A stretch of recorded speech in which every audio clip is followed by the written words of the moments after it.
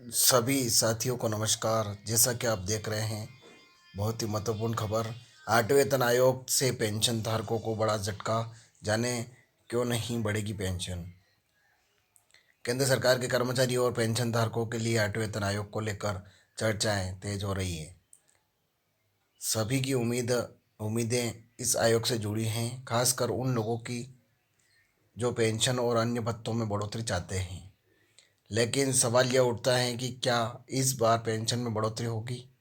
सातवें वेतन आयोग के समय भी पेंशन बढ़ाने की मांग की गई थी, लेकिन वह पूरी नहीं हो सकी।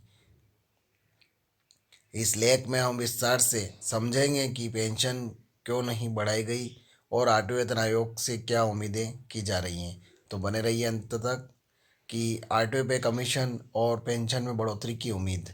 सातवें वेतन आयोग के समय केंद्र सरकार के कर्मचारियों और पेंशन धारकों को बड़ी उम्मीद थी कि उनकी पेंशन में बढ़ोतरी होगी। कर्मचारियों के प्रतिनिधियों ने इस मांग को सरकार के सामने रखा था कि मौजूदा 50% पेंशन दर को बढ़ाकर ज़्यादा किया जाए। साथ ही पारिवारिक पेंशन को भी 30% से बढ़ाकर 50% करने की मांग की गई थी। हालांकि आयोग ने इस पर सहमति नहीं दी।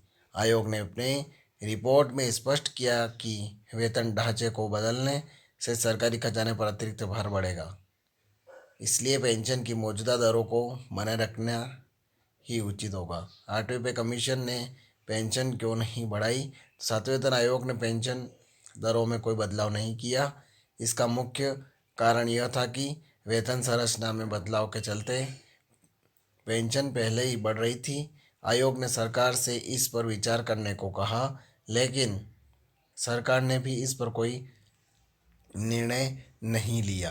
पेंशन की गणना के लिए सरकार पहले से ही अंतिम वेतन या पिछले 10 महीनों की औसत सैलरी का 50% लेती है। छठे वेतन आयोग में 33 साल की क्वालिफाइंग सेवा की अनिवार्यता को भी हटा दिया गया था, जिससे कर्मचारियों को अधिक लाभ मिला। आठवें कमीशन से क्या उम्मीदें हैं। तो अब आठवें वेतन आयोग से एक बार फिर पेंशन धारकों को उम्मीदें हैं। इस बार national council of joint consultative machinery ने सुझाव दिया कि पेंशन और ग्रेजुएटी को टर्म ऑफ रेफरेंस में शामिल किया जाए और मौजूदा दरों की समीक्षा की जाए। इस आयोग से उम्मीद की जा रही है कि यह वेतन और पेंशन में संतुलन बनाएगा और सरकारी कर्मचारियों के लिए एक नए लाभ लेकर आएगा। रिपोर्ट के मुताबिक सरकार ने अप्रैल 2025 में आयोग के गठन की घोषणा की थी और अगले साल तक इसकी सिफारिशें लागू हो सकती हैं। फिटमेंट फैक्टर की मांग। सरकारी कर्मचारियों की ओर से इस बार फिटमेंट फैक्टर को लेकर भी मांग उठाई जा रही है। फिटमेंट फैक्टर का सीधा असर कर्मचारियों के वेतन और पेंशन पर पड़ता है।